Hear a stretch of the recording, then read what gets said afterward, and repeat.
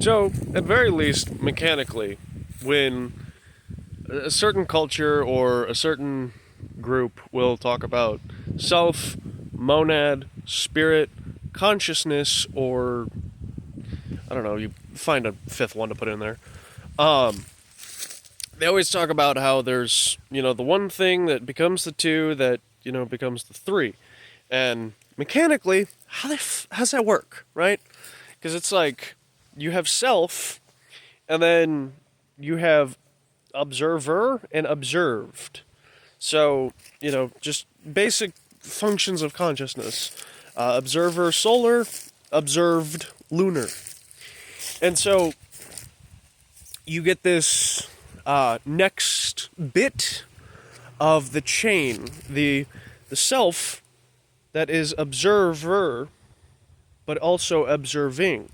So the self who is self-observing being the observed. And then that gets into, the full self-consciousness, full self-awareness, where consciousness has been dialed back into itself in order to know what it is. And if you're an infantile consciousness, you first thing into reality, the first self-awareness, the first aspect of creative spirit, if you will. But the gunk of that is because, the synthesis of the observer and the observed becomes the self-observed observer. I like that term more. But what we're then left with is some primal form of curiosity. The self-exploration. There's a lot of cultures that talk about the reason that the universe came to be is so that the creator can know itself. And how does it do that? It does that holographically through all kinds of projections, emanations outward, creating more complicated thought forms that then coalesce via similarities, and then distinctions, and then just get more and more complicated as it just works its way outward. So it got me kind of curious about curiosity, kind of a mercurial aspect of, reality. And those of you who know.